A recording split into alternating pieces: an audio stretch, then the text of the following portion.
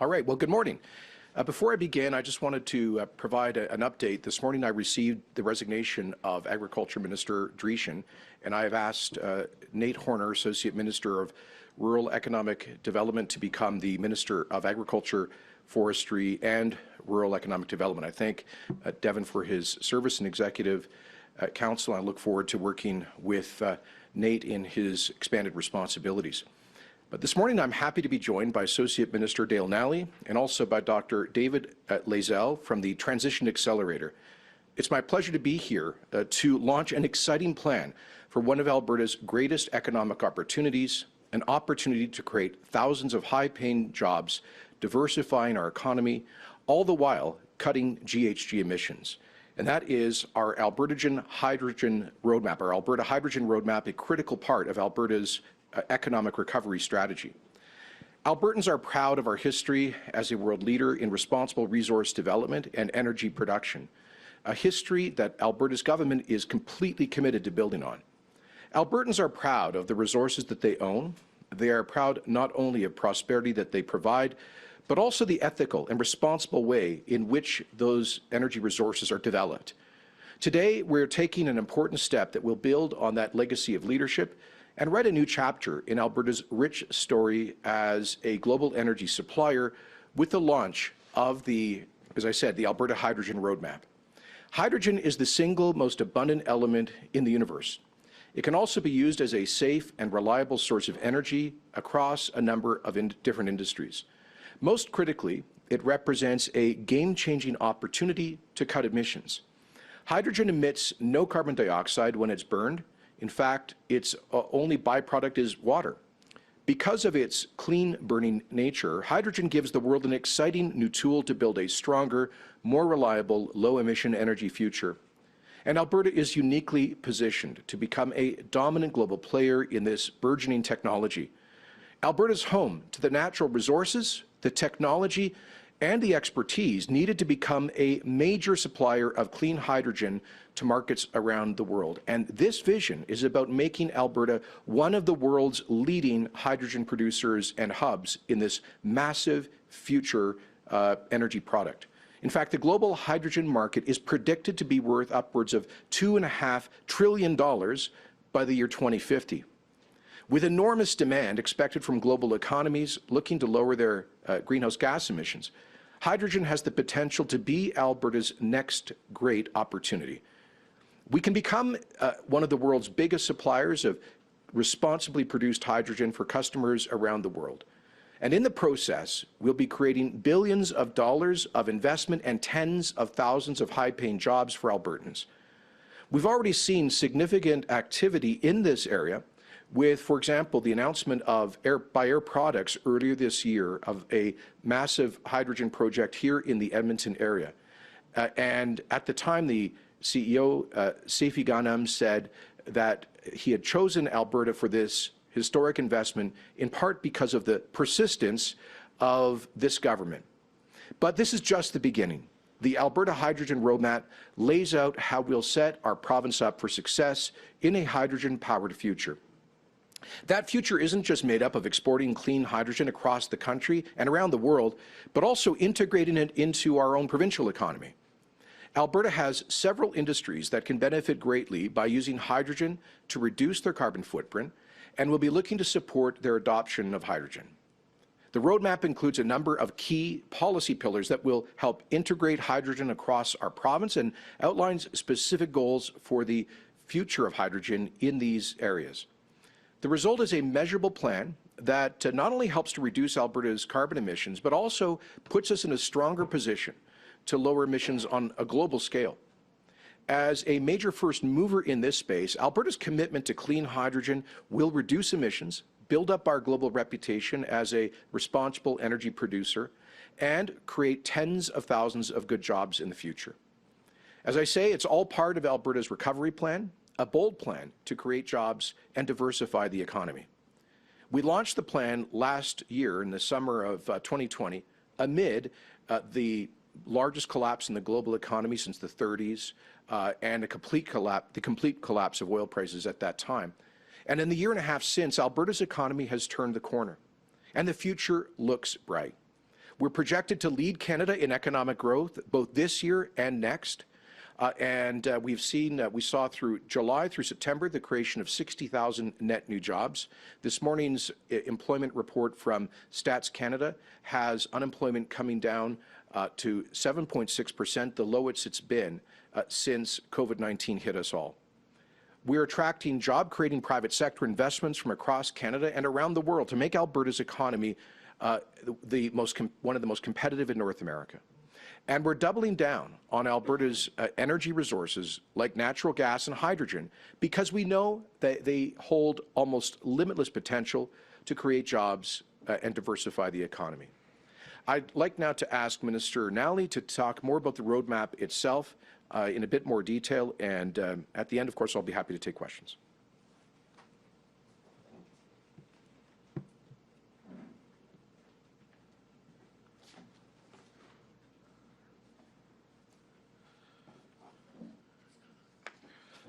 Good morning, and thank you, Premier. Today is a historic day as we unveil plans to advance a low-carbon future in Alberta that will create a tremendous amount of jobs and prosperity for our province. This is a signal that we are serious about diversifying our economy and our energy sector, and a message to energy investors that Alberta is the North American leader in clean energy technology.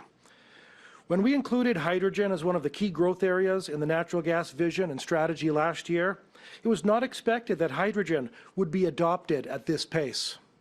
However, the speed that we've seen companies flock to Alberta to take advantage of the hydrogen opportunity shows that not only are we on the right track, but we're creating a space that investors can thrive in, and most importantly, that everyday Albertans can prosper in. As world leaders gather this week to set ambitious decarbonization goals, Alberta is demonstrating a measurable plan with specific, actionable levers to meet these targets. An important contribution to our reputation as a responsible provider of the world's energy products. Hydrogen can absolutely be a game changer for our province on many levels. As the Premier indicated, this includes the multi-trillion-dollar economic potential that we have for producing a low-emission energy source that can be used in many applications all over the world. Alberta has many advantages when it comes to producing hydrogen, including our significant existing expertise, as we are already the largest hydrogen producer in Canada. Alberta produces 2.4 million tons of hydrogen per annum. However, it goes much deeper than our expert workforce, as we have the natural advantages needed to make hydrogen that's both clean and affordable. By combining existing processes for forming hydrogen from natural gas, we can make abundant hydrogen with extremely low carbon emissions. And that's not the only way we can make hydrogen in Alberta. Our roadmap is encouraging all forms of clean energy production, including hydrogen made from renewable electricity and water, or emerging technologies like natural gas decomposition. We are agnostic over the color of the hydrogen, as long as it is clean, and industry will decide what type of production it will be. In Alberta's case, natural gas combined with carbon capture offers a quick and efficient way to scale up clean hydrogen production, so that we can start meeting the needs of customers inside and outside the province.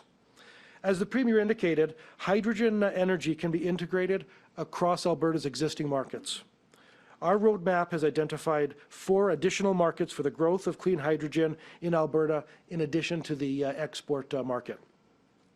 These include opportunities in industrial processes, commercial and residential heating, power generation, and transportation. The roadmap outlines scenarios for the adoption of clean hydrogen into each sector, as well as the policy steps we will be pursuing to build a strong regulatory system. Across all of these markets, hydrogen can have a huge positive impact, especially when it comes to reducing carbon emissions.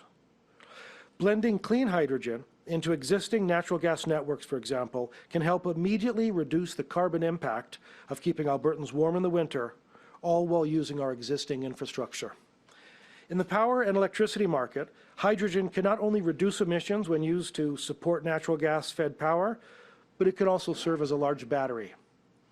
As renewable power sources like wind and solar produce excess energy during periods of low demand, that electricity can be put to use making hydrogen, which can then be stored and used later when demand is high. The opportunities across these sectors are enormous and will only grow. And it's stunning to consider the pace at which new technologies in this space are advancing. And the government of Alberta will be there to help our province access these opportunities and to give industry the tools they need to lead the way by creating jobs, diversifying the economy as they do so. A key piece of the roadmap will be looking at several policy pillars that will help lead Alberta towards a cleaner hydrogen future across these initial sectors. These include critical factors like building local demand by allowing actions like the blended hydrogen natural gas mixture for heating that I just mentioned. Other key policy items will be enabling carbon capture, de-risking early investments, activating technology and innovation, ensuring regulatory efficiency, and leading the way with partnerships between groups involved in the hydrogen sector. We will be introducing these policies as needed, while ensuring we're meeting the needs of industry and giving space for technological advancements. This will ensure we have a strong regulatory system and an excellent market for investment. In fact, we've already seen an exciting level of interest in Alberta's clean hydrogen sector from investors and industry groups. Earlier this year, Suncor and ATCO announced a multi-billion-dollar project to produce more than 300,000 tons of hydrogen per year in Alberta's industrial heartland. A few months later, Air Products announced their plans to build a $1.3 billion blue hydrogen plant right here in Edmonton. This is going to be the largest net zero hydrogen energy complex in the world. That was followed by Petronas and Atoshu, and Mitsubishi and Shell, both announcing new low-carbon export projects using ammonia as a safe transport medium for exports to Asia. And we expect many more announcements of this nature as job-creating companies set their sights on Alberta's excellent investment environment. Just this week, Emissions Reduction Alberta announced a pair of grants to support the real-world testing of hydrogen in our transportation sector. A $15 million grant will help CP Rail develop hydrogen electric locomotives and refueling infrastructure, while a $4.8 million grant will support municipalities as they test out hydrogen buses. The first Canadian Hydrogen Conference was also announced, and it's going to take place in April right here in Edmonton. And at the pace this sector is growing, there will be many more advancements and investments to celebrate by then. These are all signs the world is recognizing the potential for Alberta to be a major player in the clean hydrogen future. As a government, we are committed to seeing our province reach that potential and to bolster our global reputation. While other jurisdictions are announcing net zero ambitions without any tangible way how to get there, Alberta has a realistic plan to not only lower emissions, but to create jobs and drive economic growth at the same time. Alberta is on the cusp of one of the greatest economic recoveries that the province has ever seen, and a clean, affordable energy future driven by hydrogen will be front and center. Before I invite Dr. Layzell to the podium, I would like to take this opportunity to thank the many organizations and individuals who provided us invaluable input on the roadmap. The roadmap is the result of meetings, conversations, and input from over 100 organizations. These include representatives from industry, academics, researchers, environmental groups, Indigenous organizations, municipalities, utility companies, and many more. Their perspectives were instrumental in building the roadmap, and I would like to thank them for their time and their expertise. Lastly, I'd like to thank my team at Alberta Energy for the passion, expertise, and commitment to producing the roadmap. I will be forever grateful for the excellent work put into this document. I'd now like to invite Dr. David Layzell from the Transition Accelerator up to speak. Thank you.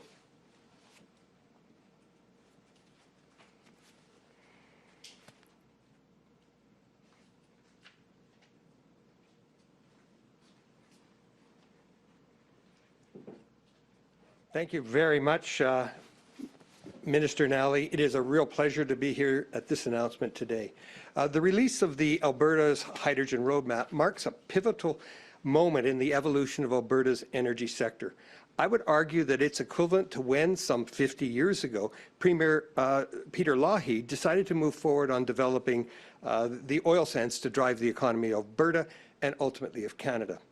But this time around, the tapping of Alberta's natural resources will align with the need to address climate change and to accelerate the transition to a more sustainable global energy system and economy. This roadmap is so important because it points to credible and compelling transition pathways to a low-carbon future. Highlights include, first, the deployment of carbon capture and storage to decarbonize current industrial hydrogen production and significantly reduce the carbon intensity of the fossil fuels we produce, use, and export.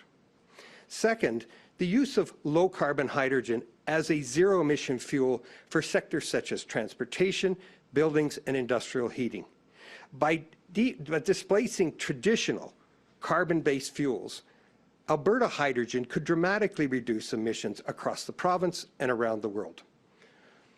Third, the new markets for hydrogen will enhance the deployment of renewables like wind and solar by creating a secondary market for power generation on windy and sunny days and a backup for low-carbon electricity when demand exceeds supply. The roadmap identifies the key sectors, investment priorities, policies, regulations, and partnerships that are needed for success. As a professor at the University of Calgary and the Energy Systems Architect with the Transition Accelerator, and that's a pan-Canadian nonprofit that's focused on building viable transitions, pathways to net zero in different sectors and regions across Canada, I compliment the Alberta government and the hardworking staff at Alberta Energy on this announcement and commit the Transition Accelerator to help where we can in its implementation. Thank you very much. Thank you, Dr. Layzell.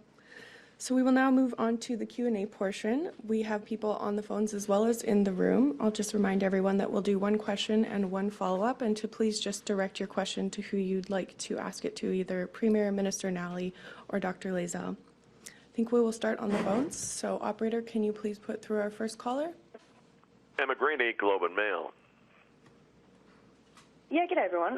Thanks so much for taking my calls. I'm going to kick it off with actual questions about the hydrogen strategy here. When you read it, I take your point that you have like targets here by 2030, but it's very light on these tangible, measurable targets and specifics on how you're enabling carbon capture, how you're de-risking investment, and how you're going to create these secondary markets. Like, more than 20 countries have detailed hydrogen strategies in investment, so why are you not including things like dollar investments and those kind of specifics in this plan? Thank you. Listen, I disagree with that comment, Emma. I would suggest that there are significant actions and levers in this roadmap that we can pull that's going to advance a low-carbon hydrogen economy. Starting off with, of the 7 pillars that we have in the roadmap, what we heard from our consultations is that the most important thing that we can do is to build new market demand. And so what we're going to be doing as we build that market demand is look at things like blending hydrogen into natural gas, and that means we're going to have to amend the Gas Utilities Act, so we'll be coming back in the spring with some legislation that will allow that to happen. Another thing that we heard in the consultations is that we have to enable CCUS, and we've absolutely been doing that. And by lobbying and working with the federal government for them to subsidize the high cost of CCUS. And in fact, they did that in the last budget. We're still waiting on the details, but we're encouraged by what we're seeing. And then in terms of the dollars, I would say a significant dollar value that the Alberta government is putting towards this is APIP, the Alberta Petrochemical Incentive Program. And this is a significant financial investment that we are making in hydrogen. And I'm happy to say that the early results show that it's working. We've seen 4 significant hydrogen, world-scale hydrogen facilities that have been announced since January. So like I said, I'm very excited by not just the roadmap, but the actions that we're taking to advance this economy in Alberta. Absolutely. You want to do a follow-up? Yeah. And just wanted to, sorry, Emma, I was just going to add a little bit to that to emphasize some of Dale's points there. I think it's important that we underscore this is not just an aspirational document about the future. We are a credible player already in hydrogen markets, and so because of actions that Alberta has already taken, as Dale mentions, the Alberta Petrochemical Incentive Program, we expanded that, the criteria for it so that hydrogen projects are eligible to receive that incentive. Of course, our investments over 15 years through the Levy on Major Emitters that has helped to develop world-leading carbon capture, utilization and storage technology, the completion of the Alberta Carbon Trunk Line, which is now commissioned, and it's only 10% in utilization. When I talk to global CEOs who are calling us about Alberta as a potential place for investment, these are the kinds of things that they mention, that they tell me that Alberta is already a world leader in things like CCUS infrastructure, which is critically important. The investments that we've been making through the TIER program, just earlier this week, we announced 17 new projects, one of which, for example, was helping to advance Canadian Pacific Railway's leading-edge research on hydrogen locomotives, which could be a game changer in the transportation industry. And on top of all of that, just creating positive macroeconomic conditions, I can tell you when I'm speaking to hydrogen or petrochemical proponents, the fact that we've reduced corporate taxes by 1/3, and we're providing for pre-approved regulatory zones. We have legislation before the legislature this fall. A lot of that is relevant to areas like the industrial heartland, which would be the home to large-scale hydrogen projects. So all of this works together. I guess the point I wanted to make is that these are not just pretty words on paper here. We've already been taking concrete actions, and that is being noticed, as Dale mentioned, by the announcement of 4 projects in the province. And Emma, do you have a follow-up question? You know me well, I sure do. You've both mentioned carbon capture there, and of course that's crucial to blue hydrogen. So how much are you going to be relying on the federal government tax credit here? Like, can any of this actually happen without those supports? And further to that, like, what new things are you willing to bring to the table provincially to, put your money where your mouth is? Well, the interesting thing about CCUS is we also have the private sector increasingly as a partner, because implicit in the Pathways coalition of the major upstream oil sands companies and their commitment to get to net zero emissions by 2050. Implicit in that commitment is their willingness to put more skin in the game in terms of investing in CCUS. So Alberta's been doing its part for 15 years. We will continue to, and we're open to potentially increases in investment in CCUS, but we need there to be a partnership, and that's where the feds really do need to come to the table. I think I discussed this with you recently.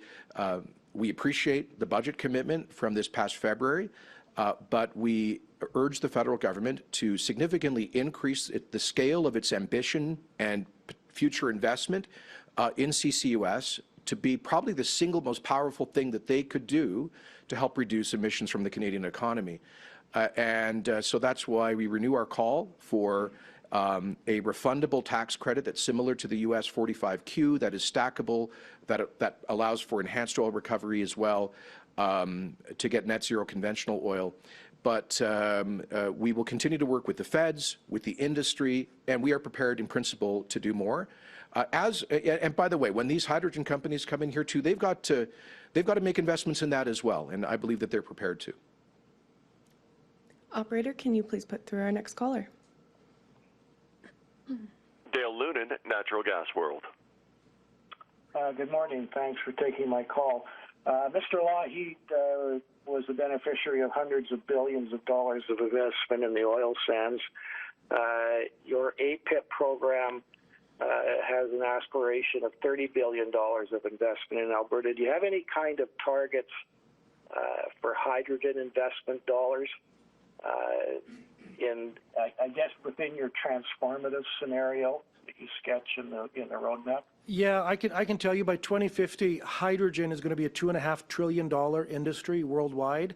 And when you consider that we are already a global leader in hydrogen production, just simply maintaining that leadership position is going to ensure that we get a significant proportion of that in Alberta. We believe that $100 billion is certainly would not be unexpected. And Dale, do you have a follow-up question today? Yes. What kind of emissions reductions might we expect beyond 2030 on top of the 14 million that are mentioned as being possible by 2030? Well, we forecast 14 megatons by 2030, but beyond that, I think we're going to have to wait and see. But it'll be significant for sure. But right now, we are forecasting 14 megatons by 2030. Thank you. Thank you. We'll take a few questions from the room now. Go ahead. Hi there. My question's for the Premier.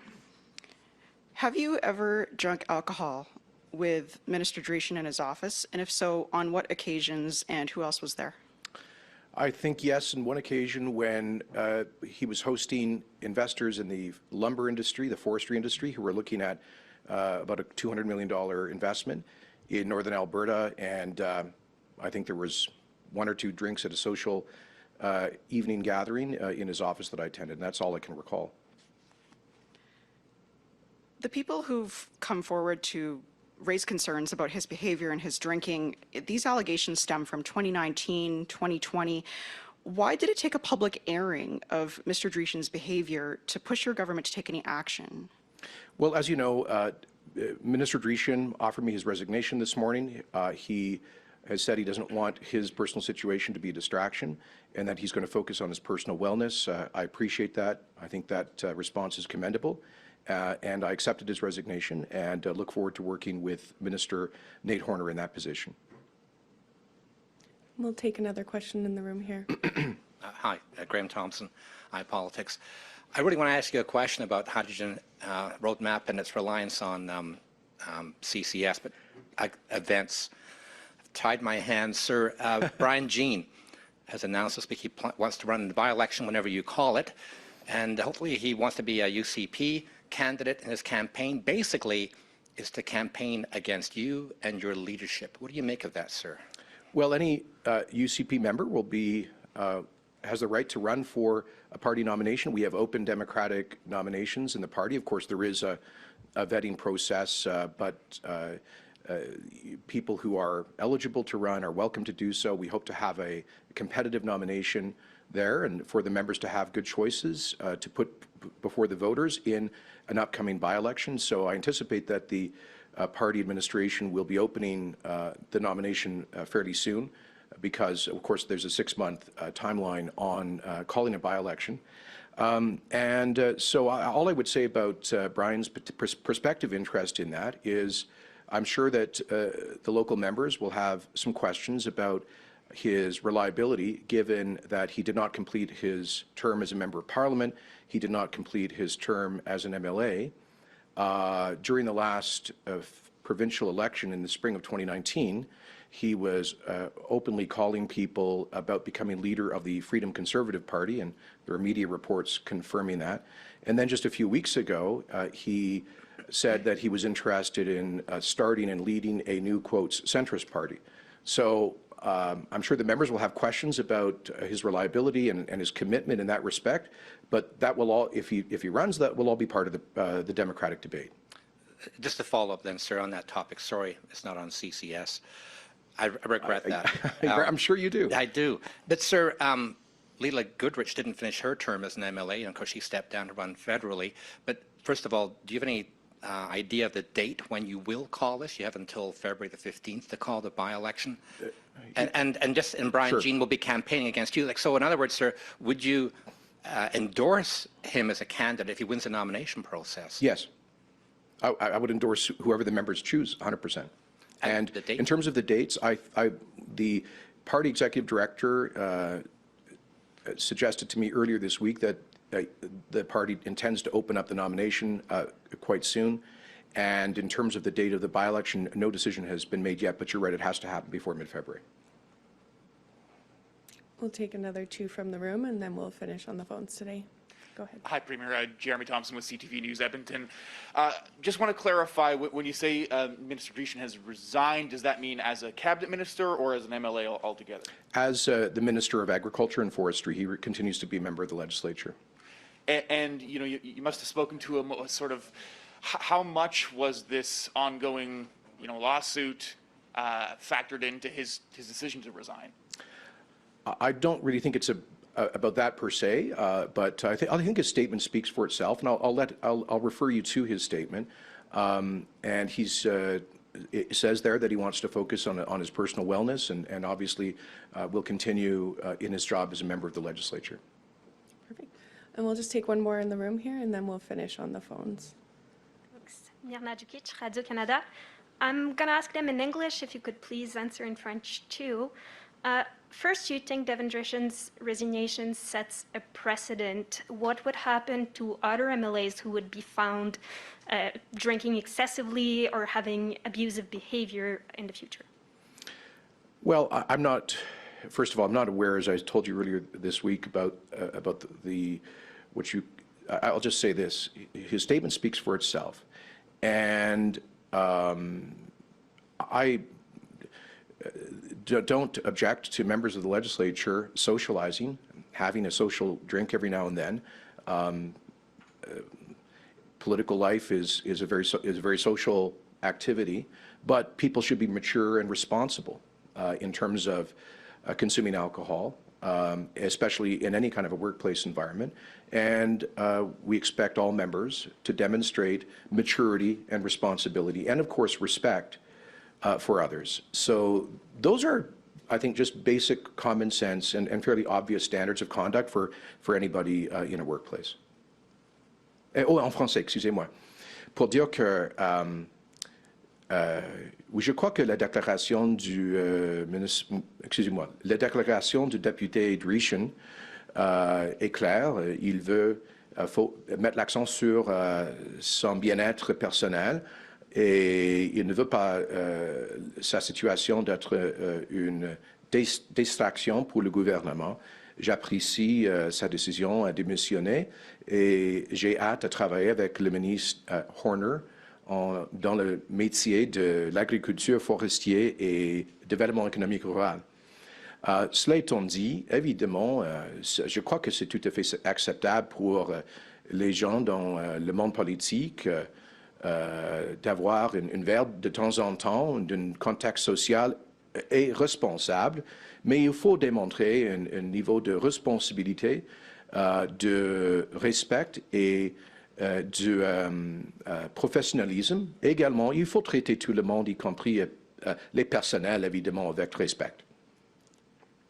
With all due respect, in the cases where it's not done with respect, when there would be more allegations of abusive behavior, abusive drinking within the walls of the legislature against another MLA, what would happen then? Well, you know, when it comes to personal and professional conduct, you have to look at each case on its own merits. What I'm saying is that I think it's entirely reasonable in a social context for there to be people to have a drink occasionally when they're hosting, but I think that should be done maturely and responsibly. And of course, everybody should be treated with respect. Those are basic common sense guidelines. In terms of any potential future cases, as I say, or incidents, we would assess those on a case-by-case basis. And en français, ça dépend évidemment sur le contexte de chaque situation. Mais les balises sont claires, il faut être responsable, professionnel, et il faut traiter les autres avec le respect. Okay, we'll go back to the phones for our final two questions. Operator, can you please put through our next caller? Lisa Johnson, Edmonton Journal. Hi, yes, thanks for taking my questions. This is about the hydrogen plan announced today. Minister Nally, I know you spoke with a colleague of mine and compared the development of the hydrogen industry to Peter Lougheed's investment in the oil sands, and that it can be a great game changer. But Peter Lougheed invested in a massive amount of public money into oil sands development, and This plan doesn't appear to do that. I understand that you're focusing on policy levers and attracting investment with things like APIP and a low corporate tax rate, but is it really fair to make that comparison to Lockheed when there doesn't seem to be any specific or comparable investment here? Well, look, the industrial development of the oil sands in the 1970s and 80s was probably one of the largest industrial projects in Canadian economic history. I don't know exactly what the scale of Government of Alberta investments was. Obviously, Alberta supported a lot of the development of technology through the universities, as we continue to do. And so through Alberta Innovates, through the post-secondary institutions, through the TIER program and its partnership with the private sector, through the petrochemical incentive program, through our funding of carbon capture, utilization, and storage. Altogether, there are multiple ways that we are investing in a hydrogen future, and I think perhaps we should do a proper analysis of all of those investments that are happening right across the board. So I think they are significant, but at the end of the day, we are a free market province, and this is a market-oriented government, and we expect the private sector, obviously, to step up to the table and to carry the burden of costs here. It's not responsible to force taxpayers to do all the heavy lifting and take all of the risk here. We are making strategic investments, and you know what? At the end of the day, Lisa, the proof is in the pudding. We have seen 4 significant announcements in the last year alone, and I can assure you, based on my advanced conversations with global companies, that there will be several more over the next year or two, announcements about major new hydrogen projects in Alberta. So I think that our targeted approach is working. We're not here to stroke subsidy checks for the sake of it. We acknowledge that, you know, we're in a competition with other jurisdictions, that there do need to be some incentives, because like early CCUS, hydrogen at this stage is not necessarily a profitable technology. We believe it will be in the future, and that's what's drawing private sector investors here. Do you want to add anything to that, Dale? Yeah, thank you, Premier. I think what's clear is that we will make whatever investments are necessary, and we've shown that with APIP and with the TIER investments that Minister Nixon announced this week. But I wanted to point out that the comparison to the oil sands is not about the investment that's made, but about the generational wealth that's created. And that's what we have to focus on. The oil sands has been an absolute bounty for all Albertans, and we believe that hydrogen has the potential to create the same type of generational wealth. And we will make whatever investments are required to make sure that Albertans receive those benefits, but it will absolutely be with private industry at the table and within a front seat, for sure. And do you have a follow-up question, Lisa? Thanks, I do. Just in regards to the plan that was released this morning, it targets 2030 as a goal for Alberta to be exporting hydrogen to global markets. Last year, when the natural gas strategy was released, the government, you had kind of had 2040 as that timeline. So what's changed since October of last year, and what specifically about this plan, just kind of going back to Emma's question, what specific building milestones, specific construction projects are going to be achieved here to accelerate that plan by 10 years? Well, what has changed is the pace at which this industry is moving forward. So when we released the natural gas strategy and vision, that's what we envisioned at the time. In our consultations, as I mentioned, we've met with over 100 organizations, including academics, Indigenous communities, industry, utilities, and they told us that they had envisioned the export industry happening much quicker than that, and that's why we have moved it up to the 2030. But actually, it's beginning even faster than that, and we're seeing that with the fact that we have 2 projects that were announced since January that want to export hydrogen to Japan. So it's happening at an incredibly quick pace. And so your last question was, in terms of what we expect to see, we know that we will have been successful by 2030 when we see things like hydrogen being used for residential and commercial heat, when we see it being used for industrial purposes, in addition to transportation, world-scale export as well. Thank you. Operator, can you please put through our last caller today? Maurice Smith, Daily Oil Bulletin.